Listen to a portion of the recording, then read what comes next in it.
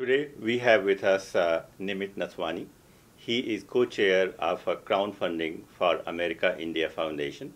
In summer, they have a goal of raising $6,000 for AIF. This time, their goal is $250,000. In summer, from $6,000, they reached $23,000. And this time, we are going to talk about how they are going to do from $25,000, $24,000 to $250,000. Here, Nimit is also with his three young champions of AIF. So, Nimit, welcome, and thank you very much for coming here with your crew, and we're very happy to have you here. Let us start with AIF. When you got involved with AIF, how long you have been working with AIF, and what AIF is, for those of us who don't know. Sure. So I've been an AIF supporter for the past 2 years, and I've been an active volunteer for about over a year now. Back in 2001, there was an earthquake in my home state of Gujarat, and it was a very devastating earthquake. It had a big impact on especially the people living in the rural areas of India. So that's when the leadership in the United States and India, so that was President Clinton here, and Atal Bihari Vajpayee, the Prime Minister of India then, came together. They recognized that there was a need for a philanthropic platform to bring these two economies together to help those people who are, in the poorest segment of the society. So that led to the formation of American India Foundation. And over the past 13 years, they've invested $92 million across India in areas of education, livelihood, and public health. When was the first time you heard of AIF? I heard about AIF back in 2009. And that was here in India or here in the U.S.? That was here in the U.S. In the U.S. And when you got involved in AIF, which year was that? It was shortly after that, 2010. I attended a couple of events, to learn more about the organization. And then, after that, I got more involved as a volunteer. So it seems that I think AIF is a very successful case, and you guys have done a wonderful job as far as using this crowdfunding is concerned. Mm-hmm. And I remember we wrote about it in summer when you guys raised from your original goal was $6,000, and you raised more than $23,000 at that time. So how did crowdfunding idea came to you guys, and how you were so successful in implementing this? Sure. So crowdfunding is a new concept to raise money. It was a concept that was developed in the startup world, where startups reach out. They set up a web page, and any individual person or an organization can give money to them in order to build their when the company. crowdfunding started, like a couple of years ago, 3 years ago? Yeah, I believe a couple of years ago. Okay. So, we have volunteers involved with crowdfunding, and, we thought, why not use it for a social cause in order to do some fundraising? So we set up a web page within our website just for crowdfunding to get younger people involved. We have our gala events, which are more dinner events. Which is happening in November, right? Yep, it's November 22nd. Okay. So we wanted to get a younger crowd involved, to get like high school students, college students, young professionals involved in the campaign, and create an awareness about our LAMP program, which is the Learning and Migration Program. So that's where we decided to go with a crowdfunding campaign. So now you have set your goals very high. Mm-hmm. $250,000, Yep. $250,000 is a lot of money. How you are doing, and what is the response of people? So our initial campaign this summer was only based in New England. We're the champions in this crowdfunding campaign. Now we've gotten involved our other chapters in Chicago, San Francisco, New York, LA, and also a chapter in India. So that's why we have a higher goal in order to provide an education to 5,000 children of migrant workers. So we're getting involved with all our chapters. We have young professionals chapter in each location, so they're all engaged in the crowdfunding campaign as well. So you are already 1 month through the campaign. We're about 2 weeks in the campaign. 2 weeks in the campaign. And how much have you raised? We have raised a little over $27,000, so we've already met 11% of our goal. And this is worldwide for AIF, like including all chapters and everything, right? That is correct. Okay. Nimit, thank you very much. Today we have with us three AIF young champions. Arya Anand, she is a sophomore at Andover High School. Her sister, Diya Anand, she is also a sophomore at Andover High School. And Shrunothra Ambati, she is a junior at the Advanced Math and Science Academy Charter School. Welcome. to our show here, and thank you very much for coming and joining us. In summer, when AIF started crowdfunding campaign, then these three girls were the highest. They raised the highest amount of money. The entire goal was to raise $6,000, and eventually you ended up raising $23,000. So, two sisters, you were the top, right? Yes. And then you were the second one. It is really honor to have you here, and we are so glad that you are here, and we're just going to have fun talking about fundraising for AIF. Okay. So, question to you is, when you heard for the first time name AIF, or America India Foundation? Well, I heard about AIF from my mother originally. After that, Emil came to talk to us about what the fundraiser was about, what the campaign was about, and how we were going to help. And how much did you raise in summer, you yourself? By myself, I raised $3,665. What about you? When you heard at the same time you heard about AIF being a sister, right? At the same Yeah. time? Okay. And how much you raised? I raised the same amount. Same amount of money? Any competition between two of you? Not really. No rivalry, nothing? No. What about this time? In No. summer? No rivalry, cooperation complete? Yes. Okay. What about you? I first heard about AIF in 2012 because my parents had been involved for a while, and I had just completed my Arya and Diya, so I wanted to donate some cash that I got to AIF. That's how I heard about it. So in Angatram you are a dancer too? What do you learn? What do you... I do Bharatanatyam, Indian classical dance. And how long did you do dancing? I've been dancing for 10 years now. For 10 years. What is your next plan on dancing? I just want to continue and do more shows. And Are you going to perform at AIF annual gala or no? I don't think so this Okay. time. Okay. So my question to you is, and please feel free to interrupt during the discussion, is how this crowdfunding really worked? How did you use this technology or this concept? And what was the reaction of your friends? So it's all based on a Stay Classy platform. So you can go online to whoever's page you want to donate to, and it's really simple. So it's easy, and a lot of people thought that it was just so much better than going door to door. So most of the people who donated money, like, they were younger people, or they were of all ages? They were mostly my parents' friends or our family. Had they heard about crowdfunding, or this is the first time they heard from you? They had heard about crowdfunding, but for this campaign, this was probably the first time.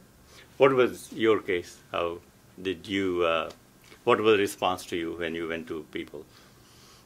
People were excited to see that we were taking part in something that was really meaningful, and they were excited to help out and donate. What about you? Yeah, a lot of the supporters came from my parents' friends or our family or my friends at school, and they were really supportive and encouraged me. So now one thing is to raise $23,000, and it's totally different ball game to raise $250,000. So are you going to change your strategy this time, or we're going to be more aggressive here? How we're going to increase your goals this year? Let's start with you. I think we just have to get people motivated and interested, and a lot of people just don't know about it, so we're trying to let more and more people know about the cause. What do you think? I agree. It's mostly educating people about the cause and motivating them to join and sign up. Okay, I have another question for you. So when you go to people, even the friends of your parents, or the friends of your of your friends' parents, for example, when you go and meet them. So what do you tell them about AIF? Why this would contribute to this fund? Well, I tell them, of course, what it's all about, and then I tell them what a great cause it is, that education is a right, and every child should have the opportunity to be educated. What do you think? Well, we went to the same people, so we kind of said the same thing. But yeah, everyone needs to know what's going on in India and how everyone deserves an education. Did you talk about this concept or this raising funds for children in India with your friends in school? Yeah, I had a lot of people come up to me and ask me about it because I had sent them emails, and just this past week, Nimit came into our school to talk more about this campaign that we're doing. So when Nimit came, how many kids attended his? About 40 kids were there. That's right. They were mostly Indians, so everybody was there. A good mix of kids. So what is the response from non-Indian kids to this program? They actually, a lot of them had never even heard about AIF, and they didn't realize that a lot of the poverty came from migrating families. They just thought that poverty was like everywhere, but they didn't realize that people migrated and that was the cause. So they were interested to find out about more about So it. when you're talking about migrating, like people in India who moved from villages to the cities to get to work, and that concept we're talking about? Yeah, they just move to find work, and a lot of the times the kids have to move with their families because they need to find jobs. Now, you were born here in the U.S.? And I was born in India. How old you were when you moved here? 1.5. 1.5. So you will not remember anything about India, right? Yeah. So were you familiar with migration workers in India, or you learned it here through? Whenever I visited India, I saw people, but I never really knew a lot about it until the LAMP program. Can you tell us a little bit more about the LAMP program? So LAMP, it stands for Learning and Migration Program. So basically they raise money to help educate the children who have to leave school with their parents when they're looking for seasonal work. And so they raise money to help educate this kids, and yeah. And what about you? What is your take on the LAMP program?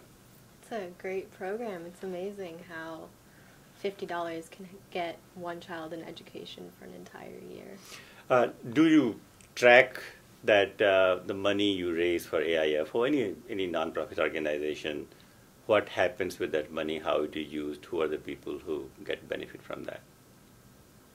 Not really sure what you're asking. Okay, I will ask Nimit about that towards the end. But 100% of the donations do go directly towards the program. Towards the program. Excellent, very good. Now, what inspired you to go and do this fundraising? The fact that I could help other kids, I could kind of relate because we're about the same age, and I don't know how I would feel if I couldn't go to school, so just helping them. Do you feel any connection to these kids and students in India? Well, I mean, there not so much as a connection, but we have similarities. We both have, we all have interests, and we all want to go to school and learn something, and we all want to be different people when we grow up. And so it's important that these kids are able to receive the same opportunities and stuff that we are. How much time do you think you spend on fundraising? I would say during the 21 days that we had to fundraise. In summer? In the summer, yeah, in June. I would say about 2 to 3 hours a week, just trying to get emails out to everybody, looking at responses and trying to get people interested and motivated to donate. What was the role of your parents during the fundraising? During the campaign, my parents, they helped us write emails, so they told us, this is how you're supposed to approach people. They guided us as to how you update people on where you're at and how you still are, you still need donations, and it's a really good cause. They should help out. A different question for you. See, for example, in summer fundraising, how many people did you contact? We contacted over... I'm talking just you. How many people you just contact? me. Yeah, yes. Um, a lot. Like any, just estimate. Over 100 people. Over 100. Out of those 100 people, how many people donate? 69 people donated. 69. And what was the minimum amount and what was the maximum amount? The minimum was about, I think, $10 to $250. What was the case in your? Same. Similar? What about you? I think with my parents, friends, and my friends and family all combined, it was about like 200 to 300 people that I contacted, and out of that, about 93 of them donated. Okay. Now, I'm sure that you have your colleagues spread all over the USA through the AIF and also in India. And you already have a very good experience here in New England by doing this in summer. So what advice you will give to your colleagues and friends who are doing fundraising in California or in India and other parts of the country? Let's start with you. I would tell them to just be very open and try to get people motivated. Just explain and be honest about why the fundraiser is important to them, why other people should donate, and how it relates to life today. What advice you will give to them? I would say that keep people updated because they need something to keep them motivated throughout the campaign, and once they started raising money, something so that they won't stop and they'll keep raising money. What is your advice? Be persistent. You have to be on top of people to make sure that they're aware of what's going on in the world, what you're doing, why you're doing it, and that you want them to donate. Well, those of us who are in business and those of us who have done some kind of fundraising in the past, we have to get used to listening to no as well. So I'm sure that you must have gone through that too. Some people might say, you know what, I don't want to, or I don't have time, or I don't have money, whatever excuses you might get. So when you get that type of response, in the beginning you are still very young. So what was your initial response to their response, negative response? How did you deal with that? It's okay if you don't want to donate. I'm okay with that, but as long as I've told you what this is about and I've notified you that this is really happening in the world and I'm trying to make a difference, as long as you know that, I think that was good enough. How was your reaction to no, initial no? Initially, I didn't know what to say to them because I thought, people should help the cause. But just knowing that they could tell someone else about it and their friends will be willing to donate is something that was okay to me too. What was your take? Yeah, same. I was okay with if people didn't donate, but the good thing was that now they know about the cause, at least they're aware of it. So in this round, are you going to approach all those people who said no? Fundraising, that's very important, right? You said to be persistent, right? Yes. So are you going to approach them or you have a second thought about that? It doesn't hurt to ask again, and there's going to be a lot more people who are fundraising, so there's a bigger network of people to ask. Anything else you want to tell us about your experience in raising funds in summer and this time in this campaign? It was just an amazing experience to see that I could make such a difference and I could help these kids, and it was just a lot of fun too. What about you? It was amazing to see how many kids we could help out and what a difference we could make. Your thoughts? Well, being a junior, there's a lot of emphasis placed on education right now. So I know I'm aware of how important education is to succeed. So all these kids who don't have access to a consistent education should be able to get the same chances that I have here. So what about, I'm sure since you are in school, did you ever talk with your teachers about what you were doing? Yeah, I talked to all of my teachers who I had that semester, and they were all really pleased at what I was doing to help, and they were all willing to spread the message to their colleagues and we actually got a few donations from. Oh, that was someone going to be too. my next question. Did they donate? Yeah. So they did, yeah. Yeah, I got a few donations. Your experience, similar experience with them, yes.